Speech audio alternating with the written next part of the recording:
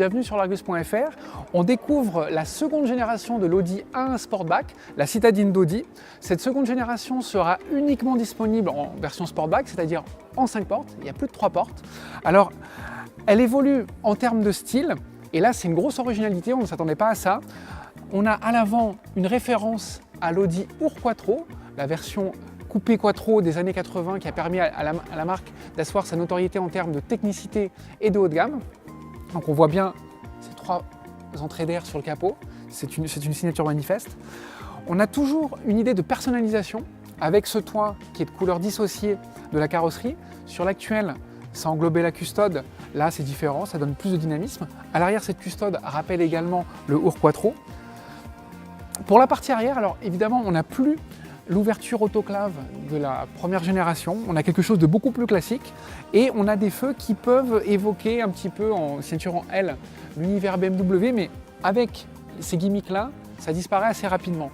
Alors l'avantage, c'est qu'en termes de volume de coffre, ça progresse notablement, 65 litres de plus, et puis on a une ouverture au carré parce que à bord, les amortisseurs ont été décalés et on a jusqu'à 1 mètre d'ouverture, ça permet de loger une poussette, ce qui n'était pas le cas sur la première génération. On voit ici un travail subtil au niveau des modelés de carrosserie, ça donne de l'assise. L'empattement a gagné pratiquement 10 cm, les porte-à-faux sont réduits, donc on va voir à bord ce que ça donne en termes d'espace.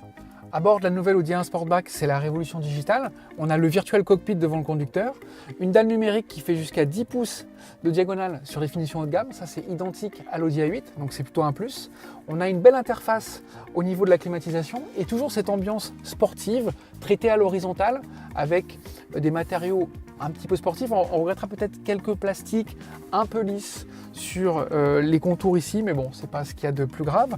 On a un volant avec des satellites, donc c'est très facile pour l'ergonomie. Et puis également sur ces finitions S-Line et l'édition de lancement, une couleur orange qui apporte de l'exclusivité. Ce sera une édition réservée au lancement. La première génération de l'Audi A1 était un peu chiche aux places arrière, notamment en version 3 portes. Maintenant, on ne se pose plus la question parce qu'on a une version 5 portes uniquement. On a un bel espace, on gagne en hauteur, en espace pour les jambes. Ça, c'est le fait d'avoir un empattement majoré. Donc ça permet d'avoir un véhicule plus familial et plus polyvalent. Et ça, c'est une bonne chose. Cette nouvelle Audi A1 Sportback sera disponible à l'automne. Elle commencera uniquement avec des motorisations essence dont les puissances s'étaleront de 95 à 200 chevaux. Il y aura 2 moteurs à 3 cylindres et 2 moteurs à 4 cylindres. Uniquement des tractions avant pour commencer. Nous, on a bien aimé la référence au passé avec cette version Ur-Quattro. On vous donne rendez-vous très bientôt sur l'Argus.fr. D'ici là, suivez-nous sur les réseaux sociaux et sur notre chaîne YouTube. À très bientôt.